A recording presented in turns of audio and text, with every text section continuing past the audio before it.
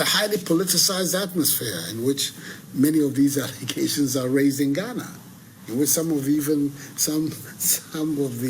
civil society organizations are privy to and complicit in, where it's the line between them being independent commentary and being politically related commentary is very, very thin.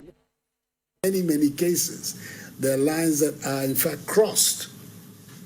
There are civil society organizations that mounted campaigns to make sure that I did not continue to sit in this seat. I cannot overlook that when I hear them continuing to attack my government and its works, that these were not people who were in any way either objective or sympathetic to what I was doing. Look, Mr. President, I'm glad you said some civil society organizations. What about those that you don't think they are wearing political colorization? At the end of the day, you guys have got the same civil society organizations that were doing your bidding when you were in opposition. I mean, you have civil society organs that people know that they are partisan, Afagen, all the rest of it. I mean, the names are there, you know them. So, Angaoki, now we name them. Then we know the ones that you're talking about. So, if you're not going to take those that you believe they are politically motivated to actually criticize your government of it, what about those that you know very well say they are not aligned to any political party? We are opinion leaders in the space. We are leaders of civil society again. We criticize both NPP and NDC. So I'm glad you said some civil society organs. So why are you stressing on those that they are partisan? Because you know very well, say, NPP, you've got civil society organs that are favorable to you. They wear political party lenses. So why don't you look at the substance of the civil society organs that are not politically motivated to do their work? I mean, you wasting time talking about, it's just like you wasting time talking about NDC when you are meeting serious people that want to talk to you about the stinking state of corruption in Ghana. You don't need civil society organs that wear political lenses to get themselves involved in this before you know, say, the state of the country so far as corruption is concerned is sinking deeper and deeper. So deal with it, fix it.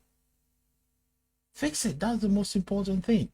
Because there are always going to be civil society organs that wear political colorization. And you, NPP, you've got some. NDC, they've got some. So let's speak the truth about the state of the canker of corruption in Ghana and fix it. There are a lot of things that needs to be fixed in Ghana. You don't need to concentrate on civil society organs that are affiliated to any political party. Then you ignore the truth that is being told. Just because NDC is singing the same tune or civil society organs that are affiliated with the NDC are commenting on issues that are the truism, that are actually the facts of the issue, now you are going to ignore it because they are not sympathetic. They are not sympathetic to your political party. Is that what you're saying? Or the work that your government is doing? No, Mr. President, fix the bloody country. That is what we expect of you. There are too many things that are going on wrong. Look at this. Rent control has only 2 vehicles. The picture below, right, is the rent control chief rent manager. He says rent control has only 2 vehicles nationwide, the whole of Ghana. Rent control with only 2 vehicles. I mean, is this what you're proud of under your leadership? How many vehicles are in the presidential pool or whatever? Kusibuafu's dossier was revealing so many crimes that went on that you check a 4x4 customized $100,000 vehicles like Kelly Willie, selling them some for 1,000 Ghana cedis, 2,000 Ghana, a car that is less than 4 years old that they bought for the state to use. No, all on their set. I mean, the crimes against the state, and then you have a government department that is supposed to carry out duties for the populace. They've only got 2 vehicles. Presently, how many vehicles do you have in the presidential pool? So, are you saying it's a rent control? They haven't asked for vehicles, and you are not aware? Which ministry is rent control under? I'm sure Ministry of Roads and Housing. How many vehicles has the ministry got? Even Minister Nanka Sampono, how many vehicles no Nwampo Oyusu? Minister no, and any deputies? I mean, these are just annoying issues that must be fixed. Basic things, common sense. It doesn't need any critical thinking. And yet, basic common sense that you need to address these issues. And you don't do it. Moma Nkola Kasamu just anyhow. Is that how you run a country? And when they say it, I say the civil society organs who are not sympathetic to what your government is doing, they don't want you to be in government and all the rest of it, all that. Excuse my friend, but crap. When you know there are basic things that need addressing. Rent control department lacks basic logistics to what?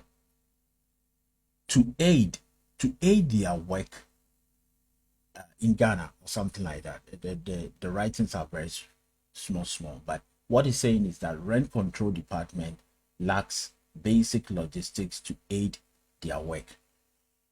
That is the problem they are facing. And meanwhile, no, Dr. Baumia is going around making noise about how they are going to make sure, say, rent control department is up and running and the concerns of tenants are addressed properly. If they don't have the logistics to do their work, how are they going to do that? So fix the country. This is just one of the issues that ordinary people need. This department, this rent control department up and running and doing a good job. That is all the people ask of you. That is all the people ask of you. Just address the pertinent needs. It's not wants, so needs of the people. The people who voted you into power. And stop concentrating on politically affiliated and civil society organs that were political party colorization and all the rest of it. Because you got some, NDC has got some. That is the truth. So if I tend not to pay too much attention to what they say, I don't know. For myself, I think that a lot of objective people will appreciate the point of the position that I take. Right. Whatever it is neither here nor there, Mr. President. I mean, whether people will take the position you take, they wear political party colors and they are not sympathetic to your government, they are affiliated to your main rival, the main opposition, NDC. It's neither here nor there. It's completely irrelevant. Deal with the substance of what the ones that are not affiliated to any political party, genuine ones like my civil society organ, we are telling you. We said the same thing when NDC was in power. Nothing has really changed between you and Mahama so far as the canker of corruption is concerned, so far as the lack of basic things that the people need are concerned. You are not addressing them radically and holistically.